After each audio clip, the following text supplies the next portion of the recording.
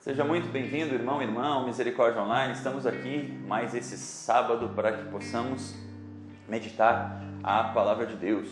Nós estamos no segundo final de semana de maio. O que isso significa, né? Bom, hoje não é amanhã, claramente, mas é o final de semana do Dia das Mães. Então eu quero dar um abraço muito grande em todas as mães que nos acompanham, também na minha mãe, a minha mamãe querida, que cuida tão bem de mim. Afinal de contas, vocês veem como ela cuida, né? Olha o tamanho assim. Tá bom, tem a parcela de culpa da minha esposa também, que cozinha maravilhosamente bem. Mas esse meninão aqui que vos fala é filho de uma mãe maravilhosa que lutou durante muito tempo. Então gostaria de deixar um grande abraço para minha mãe e, através dela, um abraço a todos vocês mães que sempre meditam com a gente aqui. Não podia deixar de ter essa oportunidade de poder parabenizar você que é mãe por esse dia. Também a todas as consagradas que também são mães espirituais e que geram tantos filhos para Deus. Parabéns a todas vocês. Nós estamos hoje no Evangelho de São João, né? Nós vamos pegar aqui nós estamos no capítulo 6, tá bom? 6 de 60 até os 69, tá bom? João 6, de 60 ao 69. Essa palavra é uma palavra que eu gosto muito. Nós vamos levar essa palavra no coração durante esse dia aqui. Pegue aí na sua palavra, então, a partir do versículo 60. No capítulo 6 de João. Muitos discípulos que ouviram disseram então: esta palavra é dura, quem consegue escutá-la? Percebendo que seus discípulos estavam murmurando por causa disso, Jesus perguntou: isso vos escandaliza? Que será então quando vides o Filho do Homem subir para onde estava antes?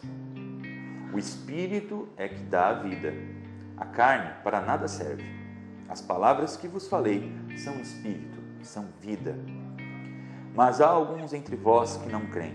Jesus sabia, desde o início, quem eram os que acreditavam e quem havia de entregá-lo. E acrescentou: é por isso que eu vos disse, ninguém pode vir a mim, a não ser que lhe seja concedido pelo Pai.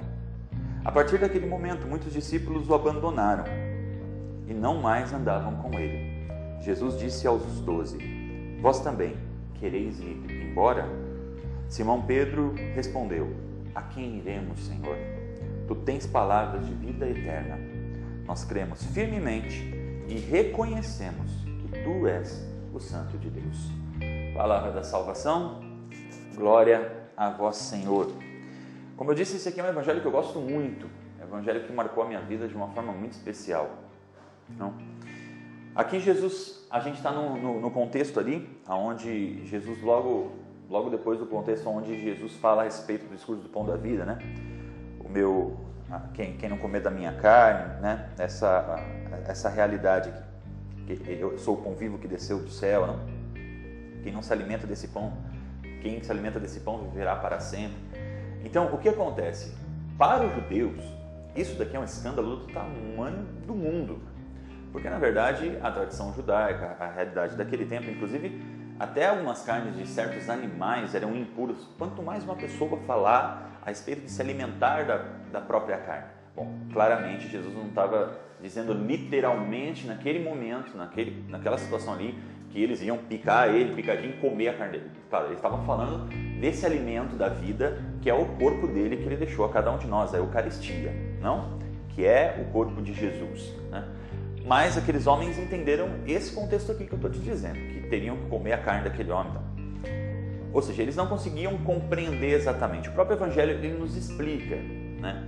Dizendo o quê? Dizendo, nesse momento aqui onde Jesus diz, deixa eu verificar. Mas há algum entre vós que não creem, né? Jesus sabia desde o início quem eram os que acreditavam e quem havia de entregá-lo. Então, Jesus sabia que para algumas pessoas que estavam naquela realidade ali, aquela palavra de fato era dura, eles não iam conseguir suportar, não iam conseguir entender.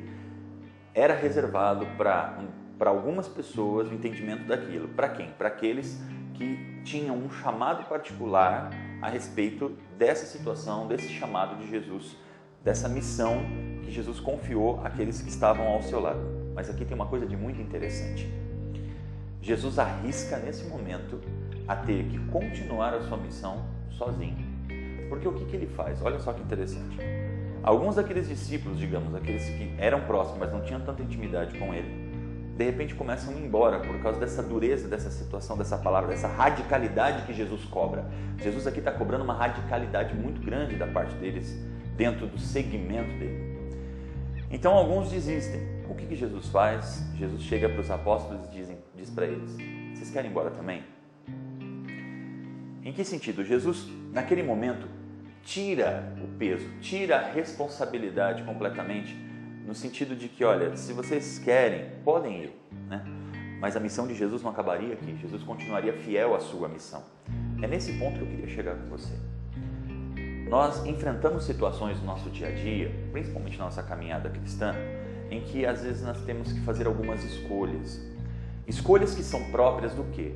Do chamado que Deus fez na minha vida, na sua vida. E tem pessoas que não entendem, tem pessoas que não compreendem essa realidade. E é o momento de nós termos a coragem, a mesma coragem de Jesus, de dizer: Deus me chama a um passo a mais. Diante desse passo a mais, eu não posso querer que as pessoas com quem eu convivo, seja a minha família, sejam os meus amigos de pastoral da juventude, sejam as pessoas da minha equipe de jovens, seja o que for. Eu não posso querer que as pessoas deem o mesmo passo que eu, que estou recebendo um chamado, que estou recebendo um mandato de Jesus acerca de uma missão. Eu tenho que entender que, ainda que sozinho, eu preciso levar a minha missão até o fim. Entenda bem o que eu estou dizendo. Não estou dizendo que nós devemos viver a nossa missão sozinhos, mas nós não podemos condicionar o nosso sim a Deus àquelas pessoas com quem nós convivemos, e principalmente não dar o nosso sim a Deus porque aquelas pessoas também não dão. E não podemos também cobrar que aquelas pessoas deem o mesmo passo que nós, se a nós foi feito um determinado chamado. Jesus nesse momento arrisca estar sozinho. Quantas vezes eu experimentei essa realidade na minha vida, no meu ministério, e quantas pessoas eu já não conversei, atendi em todo o meu caminho de missão, de pessoas que dizem: ai, Júlio, mas é complicado, eu quero caminhar mais profundamente, eu quero me formar mais, o meu ministério não quer, os meus amigos de grupo não querem. Querido, entenda uma coisa, às vezes o chamado é para você, não é para os outros. E você precisa ter a coragem de entender que Jesus, se te chama, vai te dar a condição. Nós chamamos isso de estado de graça.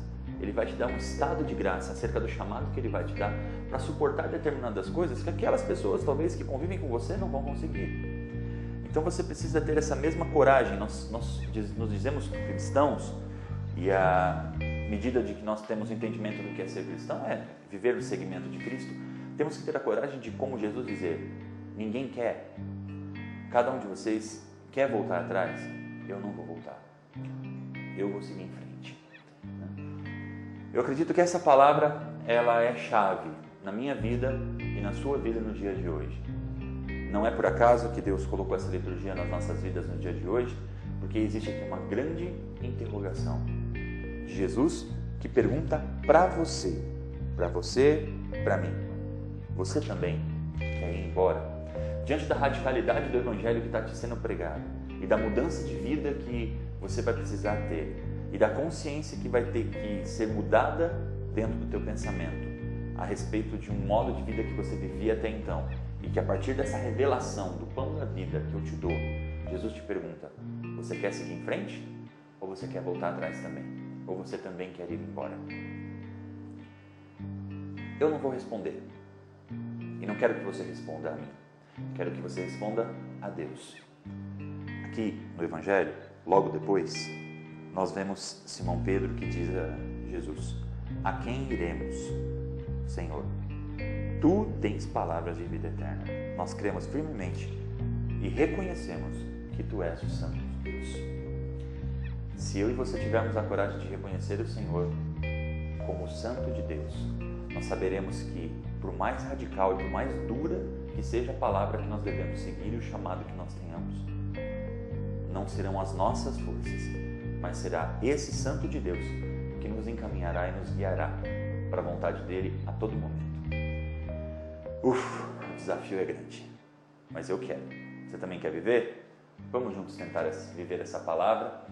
Te agradeço pela sua participação e nos encontramos em breve mais uma vez aqui nesse Evangelho do Dia.